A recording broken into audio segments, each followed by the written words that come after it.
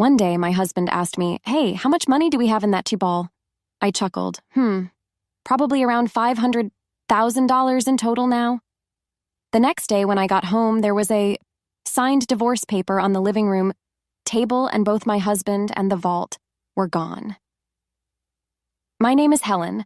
I'm a 58-year-old working housewife. I still work hard at my job.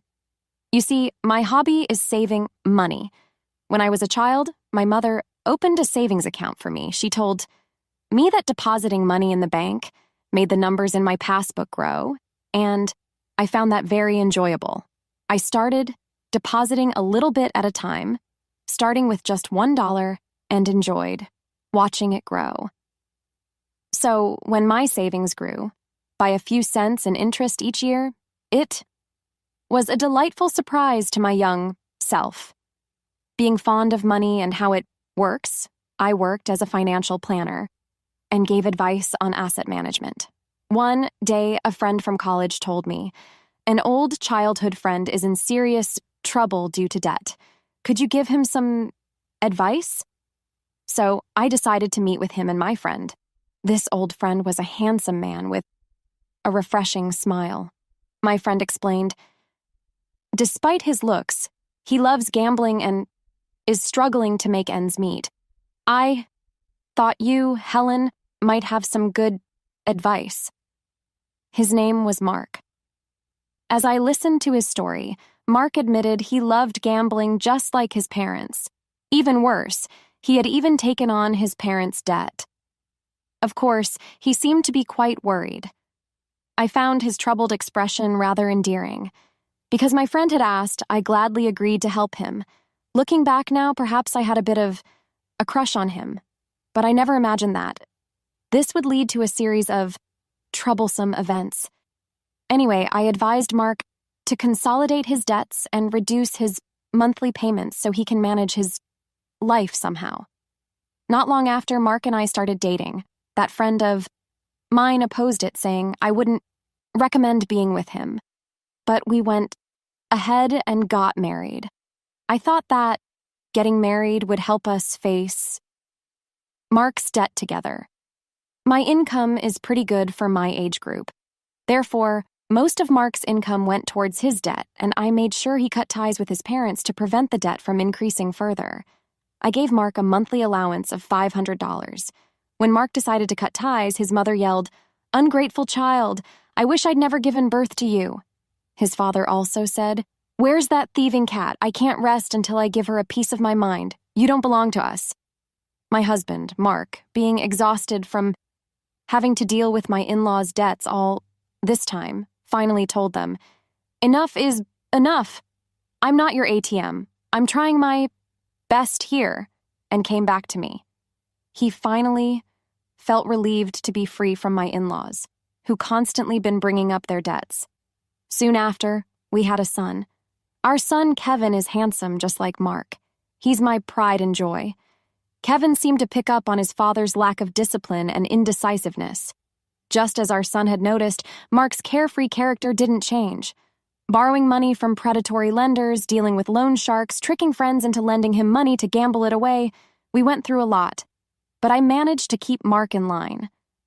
As 23 years went by, and recently, we finally got down Mark's debt to about $10,000. We're almost at full repayment. At that moment, Mark received a call from his parents. "Please help us, your father has collapsed. We're at the hospital now, can you come?" "What? Which hospital? What's his condition? Is that okay?" "Your father suddenly collapsed and we had to call an ambulance." "Mom, pull yourself together. What hospital are you at?" Mark left work early and came to the hospital. Then he messaged me, "Helen, Dad collapsed. I'm at the hospital now. I'm sorry, I broke our promise and went to see my parents. I'm really sorry." "What? Your dad collapsed? So, how is he now?" "He had a minor stroke. His life isn't in danger, but he shouldn't overexert himself. Both my parents are feeling low. I want to stay with them for a while. Is that okay?" "Of course, honey. Go and comfort them. Should I come too?" "No, it's okay if you're busy with work and they might treat you poorly again." I gave Mark a little extra money for hospital visits. They probably couldn't pay for the hospital fees.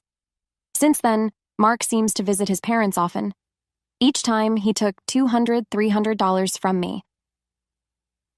I guess my in-laws are struggling financially and are taking a little bit from Mark. It amounted to around $1,000 to $2,000 a month, but I let it slide for now. A year has passed since my father-in-law collapsed. Both my in-laws have aged, and I guess they wanted someone to lean on. My hobby, as always, is saving money. One day, I took out my bank book from the vault and grinned. Usually Mark, who wasn't interested in me, stared at me and asked, "Hey, how much money do we have in that bank account you always look at so happily?" "It's about $500,000 now," I answered casually. But the next morning, I filled out divorce form was left in the living room and both Mark and the safe were gone. As I was having breakfast, I couldn't help but smile. I knew Mark had been eyeing the money in the vault. Moreover, he had planned to take the entire vault. He's really not smart, but imagining him carrying the whole vault almost made me burst out laughing. We have a black cat named Luna. We've installed a pet camera to watch her. Luna's adorable antics are the healing moments of my day. There I was, watching that camera during my lunch breaks. No matter when I look, my child is just adorable. One day, as I switched on the camera, there they were in our living room on a weekday, my in-laws and my husband, Mark. And they were having an unbelievable conversation. "Oh, you're living in such a nice house, Mark. Let's have a good salary. Makes your mother so proud," they said, flattering my husband. "Indeed, I am proud," responded Mark's father. "You know, I make a pretty decent salary myself, but Helen takes all of it, so I only get an allowance of $500 a month," Mark said. "Oh, you poor thing. You've been working so hard. Your mother understands," they consoled. "I can't believe she takes all your salary and only $500 a month. That's outrageous. You should be getting more." "Why are you obeying such a tyrant like Helen?" they exclaimed.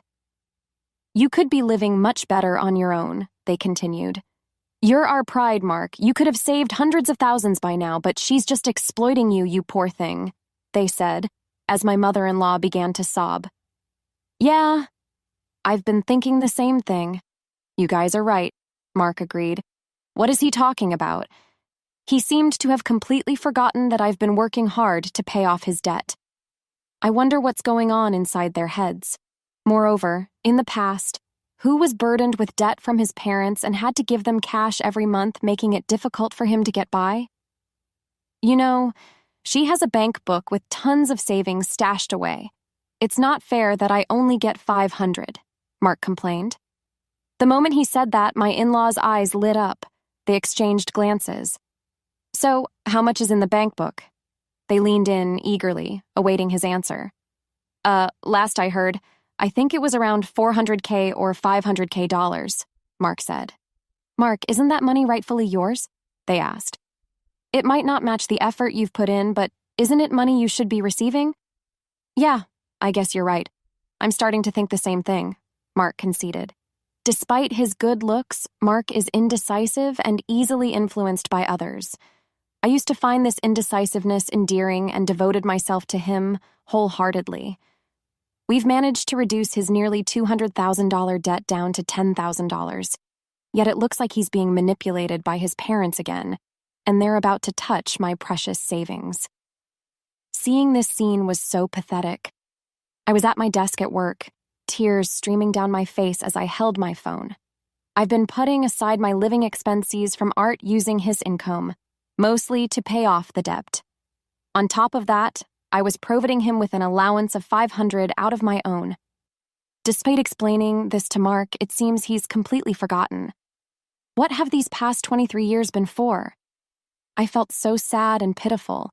My heart aches as if I was drowning in my own tears. It's not...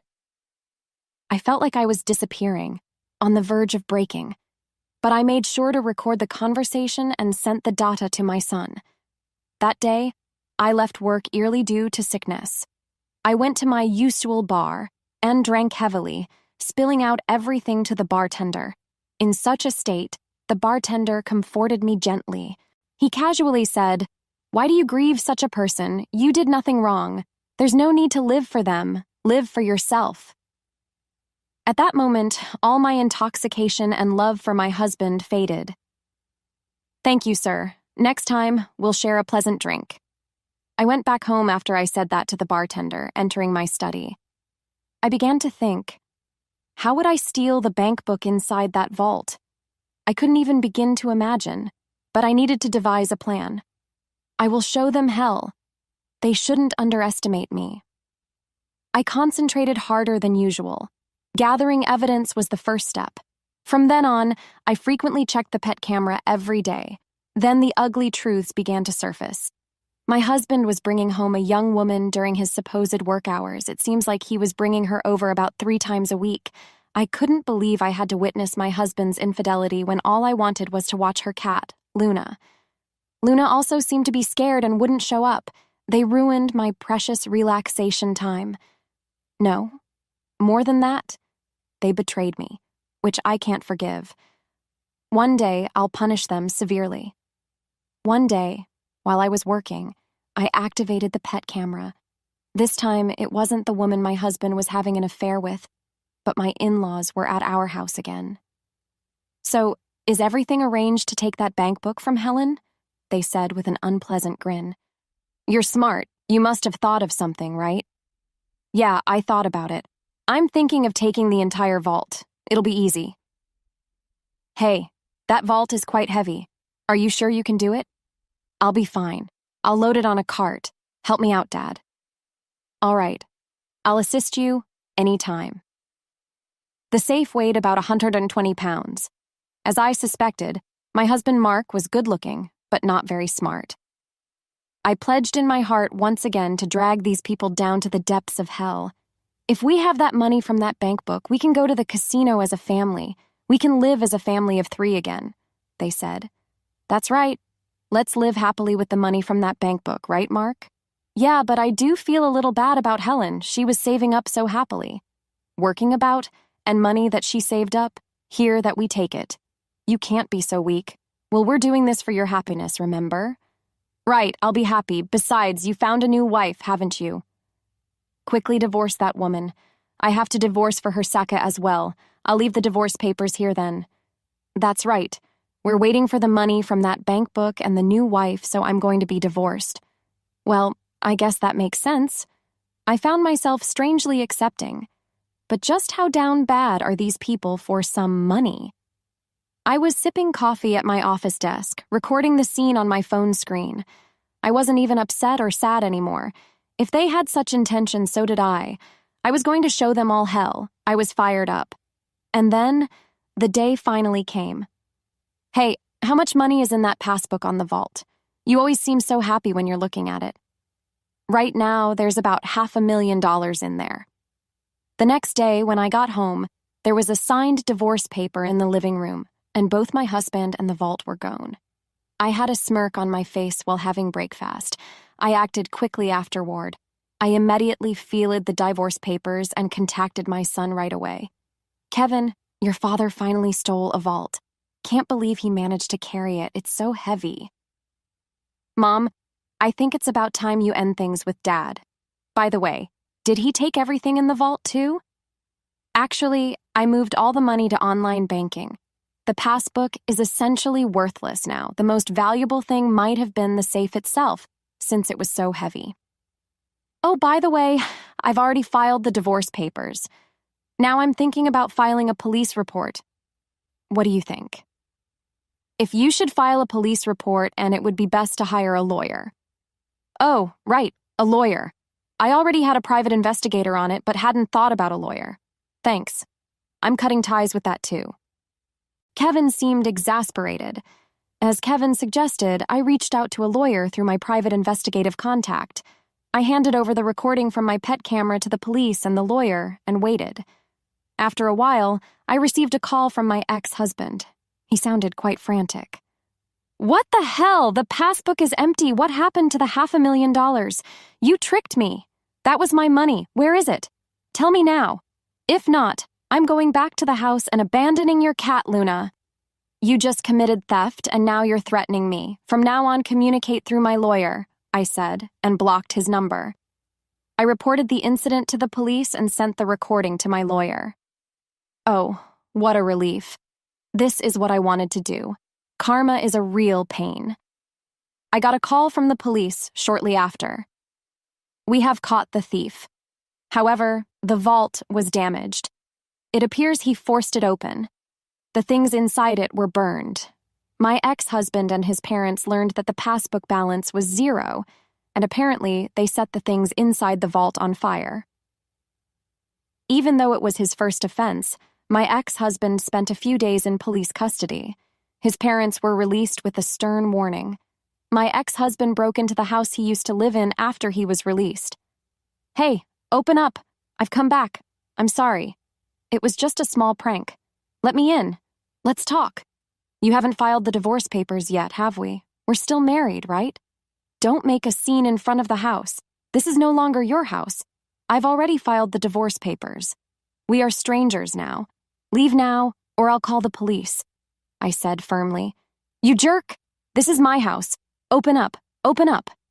I called the police when he started causing a scene. 10 minutes later, he was taken away by the police again. I then called my lawyer, explained what happened, and had him start the process of getting a restraining order. Afterwards, I asked my lawyer to sue for emotional distress due to infidelity. The lawyer said we might not get much money from his broke family, but none of that really matters. I'm definitely going to demand alimony. It seems the reason he broke into our house was because he was discarded by his mistress and apparently wanted to get back with me. His mistress promptly transferred $10,000 in alimony and seemed to have fled. It seems they split after the vault incident. When the money runs out, so does the love. I'm sure he was enticed by my $500,000.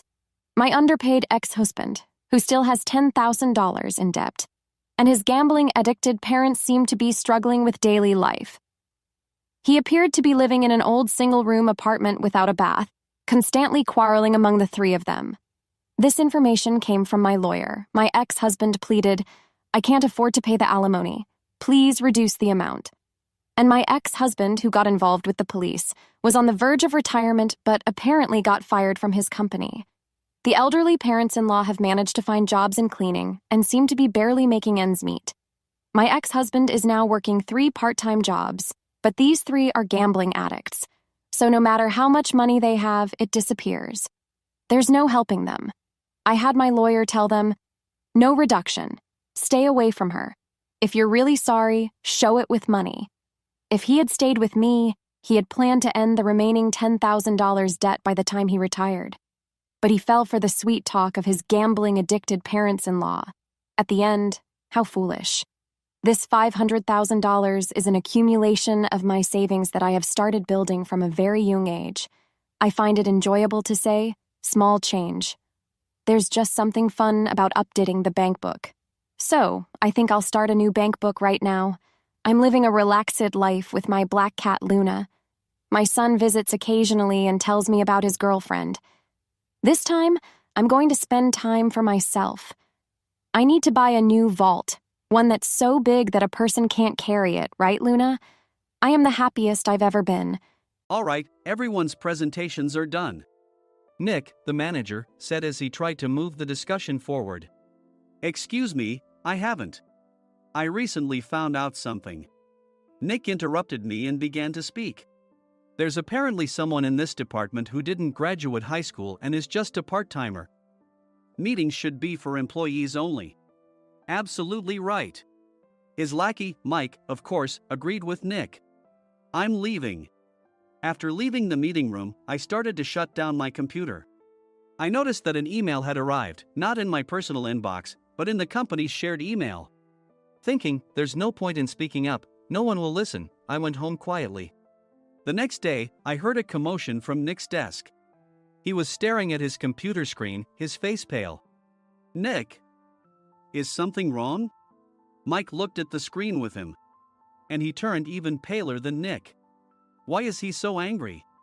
Knowing the reason for Mike's distress, I thought to myself, serves them right. My name is Adam. My mother passed away when I was in the 9th grade, and I was raised by my father. Well, you could hardly call it being raised. After my mother passed, my father changed. He drowned his sorrows in alcohol, and though he still went to work, he squandered our living expenses on horse racing. Because of that, I had to start working part-time as soon as I entered high school. Every month, I went to the convenience store with bills in hand that couldn't be auto-deducted from my father's account. Even though I endured it because I didn't want to be alone, I reached my limit in my second year of high school and dropped out. I found a live-in job at a distant inn. Thank you for everything. The day I left home, my father, still staring at the TV, spoke. Take care. That was our last conversation. Back then, 18 wasn't the age of majority, so I needed my father's permission to work, and I couldn't hide my place of employment. Yet, my father never visited me even once. I kept working just to survive, and before I knew it, I was 42. Years of hard work paid off, and I was transferred to the headquarters. I was thrilled to be recognized by the company, as I thought I'd be working in the field until retirement due to my lack of formal education. Listen up. Our work can change the future of our employees. Don't drag us down. On my first day after the transfer, Nick, dressed in an expensive suit, spoke sternly. There was a reason for this. Our inn was located in a prominent tourist destination, known so well that everyone in the state could sing its commercial jingle. At its peak, we had 5 locations within the state. But that was long ago. Due to financial difficulties and aging facilities, only the place where I had worked for many years and the original establishment remained. I was prepared to lose my job anytime, but now there was a glimmer of hope. With the rise of social media, the tourist area where the inn was located started gaining attention again. Depending on how hard the sales department, where I was transferred, worked, we could either thrive or be forced to give up this prime location to the new hotel chains continuously popping up.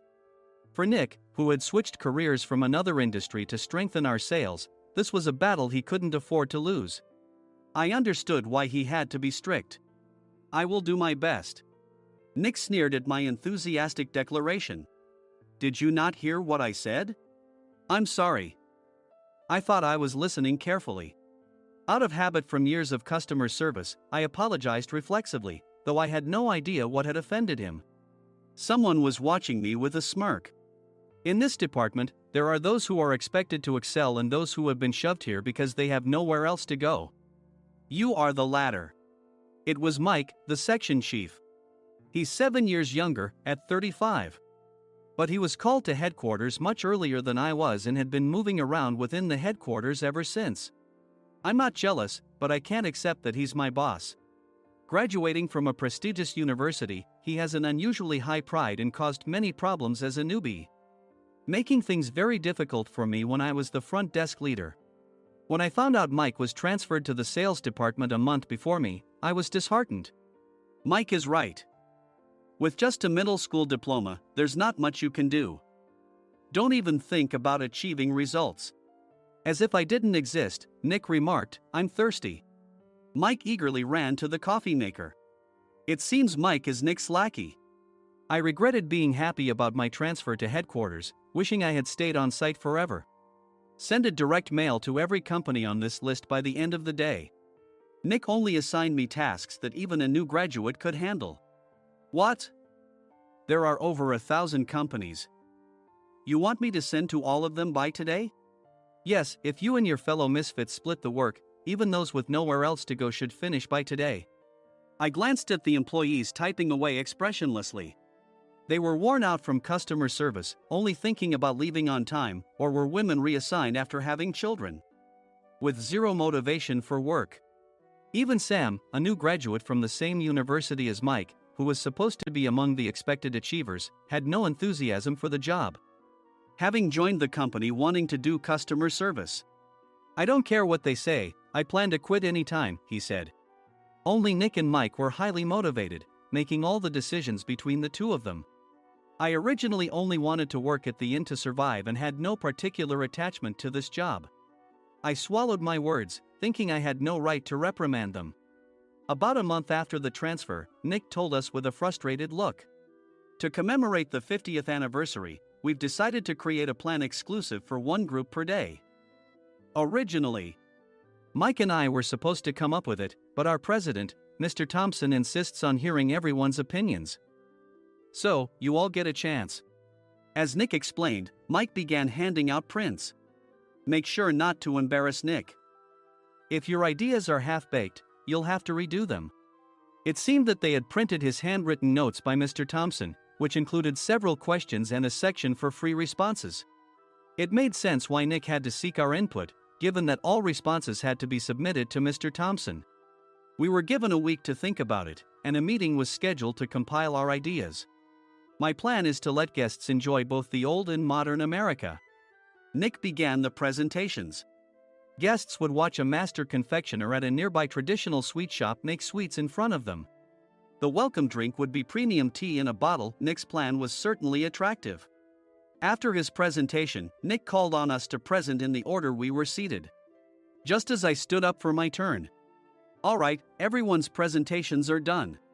"Excuse me, I haven't. I recently found out something."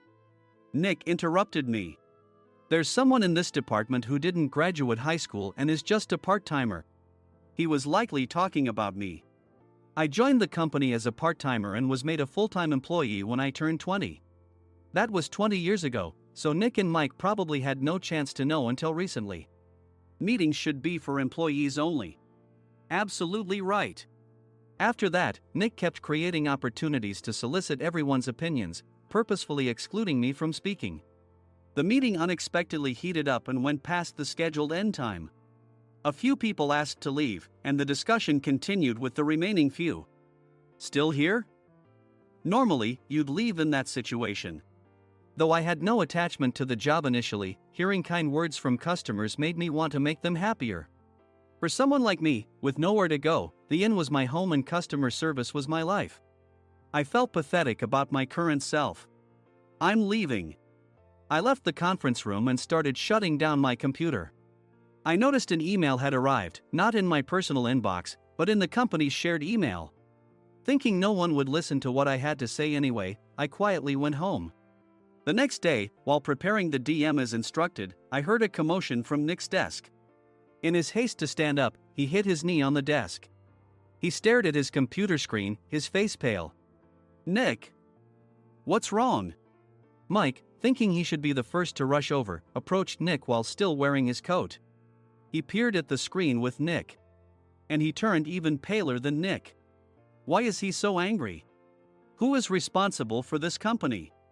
Nick, more irritated than ever, asked, and Mike answered without checking. Probably Sam. Sam wasn't there because he was attending a morning training session for new hires. Nick gave up on getting angry and returned his gaze to the screen. They were looking at an email that arrived right after the end of the working day yesterday. Apparently, no one, including me, had checked it before leaving. The email was from a large company that used us for their annual employee trips. The president and executives of that company also frequently used our services personally. President of the company, Mr. Mason himself had declared that neither he nor his company would ever use our services again. Well, some companies cancel their employee trips or stop using our services due to financial struggles. Let's just move on. Mike kept wiping the sweat from his forehead with a handkerchief. Knowing why Mike was so agitated, I quietly watched their interaction. "Do you know how much revenue we get from that company?" "We can find other guests to fill the rooms, but we'll lose the banquet costs. Gift shop revenue, rental car fees, and more. Moreover, the gifts were supposed to be prepared by the traditional confectionery shop involved in Nick's proposed plan. If it's known that we incurred such a huge loss at this critical time, Nick's position in the company would be jeopardized." Nick took a deep breath, seemingly trying to calm himself. "All right, Mike. Go to New York right now and apologize to Mr. Mason." "What? You're coming with me, right? I have urgent work to do."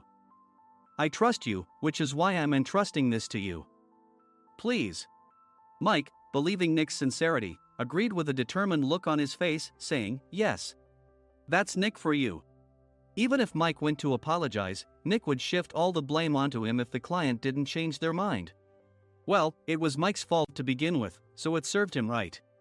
About 3 hours later, Sam answered a call from somewhere and repeatedly apologized, saying, "I'm very sorry." Everyone watched to see what was happening. After ending the call, he informed Nick with a weary tone. When Mike arrived at the client's company, he only made things worse, further infuriating Mr. Mason. He was demanding, "Get his boss here immediately." It was no wonder Sam was exhausted, dealing with such a call right after returning from training. What is that idiot doing? Alright, Adam, you're coming with me. If sacrificing Mike didn't work, then I must be next. Normally, I'd want to refuse at all costs, but I saw an opportunity in this situation. If I can be of assistance, I'd be happy to join you. I obediently followed Nick, and we flew to New York. When we introduced ourselves at the reception, it became clear how serious the situation was, as the receptionist personally escorted us to the president's office. Angry voices leaked through the door, making both Nick and me uneasy. Excuse me. I'm Nick, the supervisor. I understand my subordinate has caused you trouble, and I deeply apologize. Nick, with his experience in the corporate world, knew enough to offer an apology before excuses. However, his customer service skills left much to be desired. I sighed as I saw Mike trembling like a small dog in the corner of the room. What kind of training are you giving your subordinates? Mr. Mason glared at Nick with a red face. The intensity of his gaze made even Nick take a step back. Regrettably, I joined this company only 2 years ago and was unaware of Mike's issues. I should have identified his shortcomings sooner. Indeed. I should have realized sooner. No sensible person would come to apologize and then give a lengthy presentation on the drawbacks of not using their in. Nick froze, his mouth slightly open. Suspecting the worst, I picked up the documents that had fallen to the floor. It seemed Mike hastily prepared these documents on the plane, listing the disadvantages. Disadvantage 1: if you change the venue for the company trip, employees might suspect it's for cost-cutting reasons, leading to a negative impression. Reading it aloud half-jokingly, Nick snatched the papers from my hand and checked the contents with a furious expression. Among the stack of documents was a receipt from a nearby convenience store's copy machine. I felt a pang of dread, hoping he hadn't shown the receipt as well. What do you think he said when I asked what kind of nerve he had to do this? I'm very sorry. Faced with the dire situation, Nick must have thought there was nothing left to do but apologize. In a voice smaller than I'd ever heard from him, he uttered words of apology. He said, "I'm a Harvard graduate. I don't believe I said anything wrong." Mike! What have you done? Forgetting his plan to pin the blame on Mike, Nick yelled loudly, even in front of Mr. Mason. I didn't do anything wrong. You're still saying that? Look at him. Mike pointed at me with a shaking hand. I was assigned to headquarters in my 20s and now I'm a section chief. This guy only made it to headquarters at 42.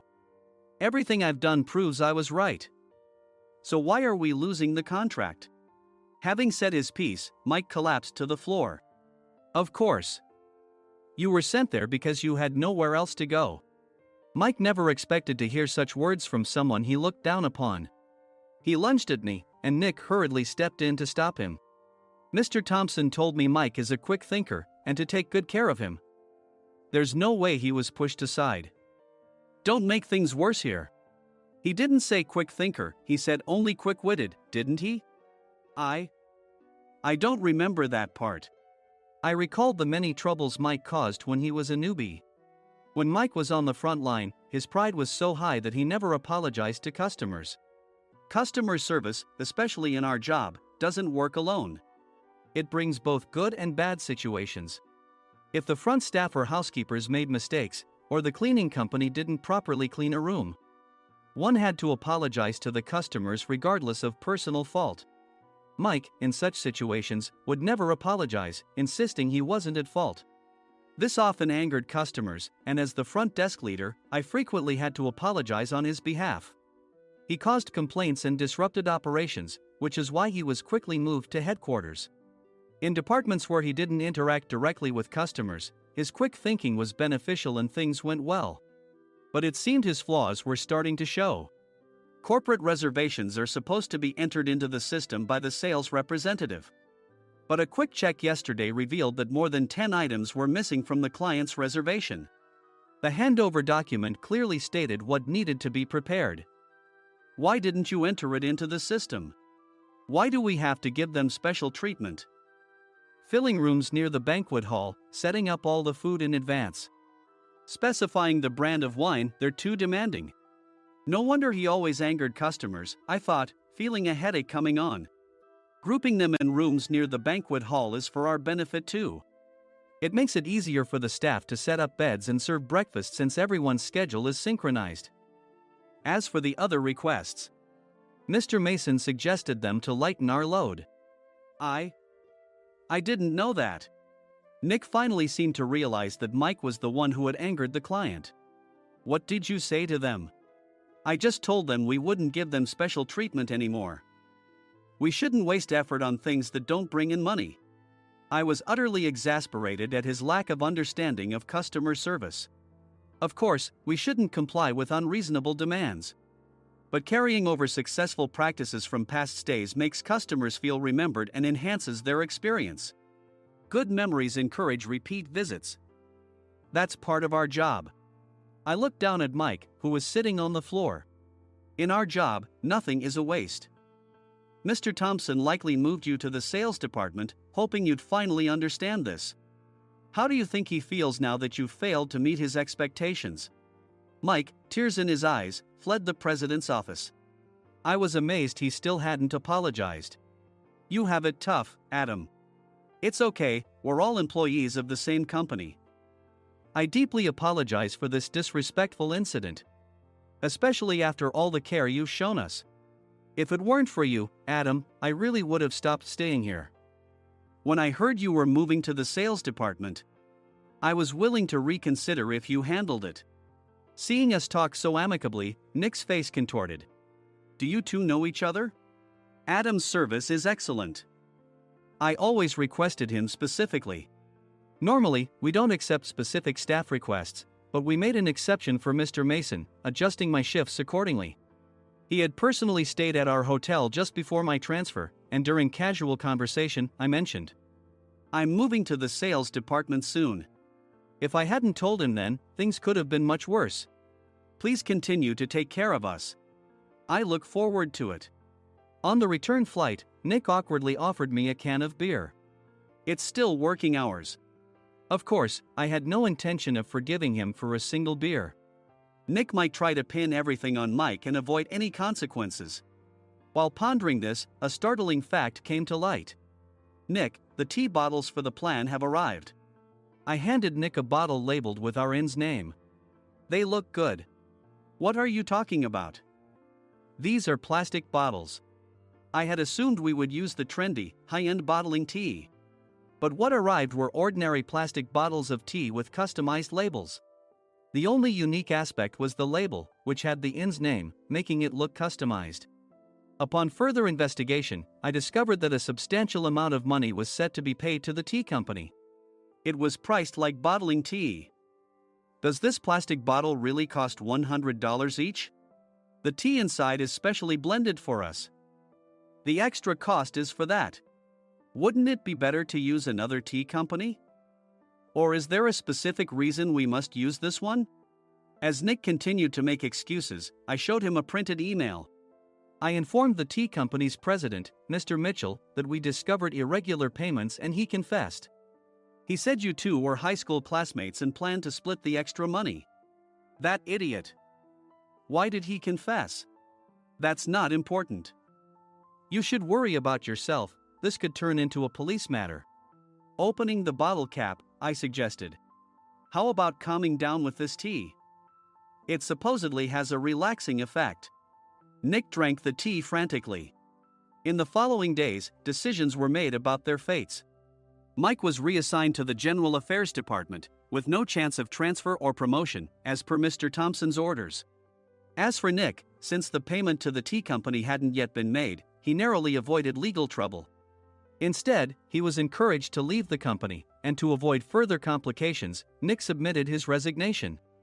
Rumor has it that connections between HR departments have made it difficult for him to find new employment. Even though it was good to have those two gone, something unexpected happened in the sales department. Everyone became motivated and united in refining the 50th anniversary plan. In the end, my plan was adopted. We collaborated with the Tourist Information Center to provide personalized guides. The plan, tailored to the number of guests, was truly special for the 50th anniversary. Hey, is Adam's family coming to stay? I immediately booked that special plan for my family. Sam noticed it on the reservation list and quickly picked up on it. Yes, I'm inviting my father. That's great. I might invite my parents too. I lacked the courage to face my father just as Adam. But here, with the confidence Mr. Mason praised, I felt ready. The 50th anniversary plan was a perfect opportunity to reconnect with my father. I hoped to bring back the days when we could laugh together as we once did.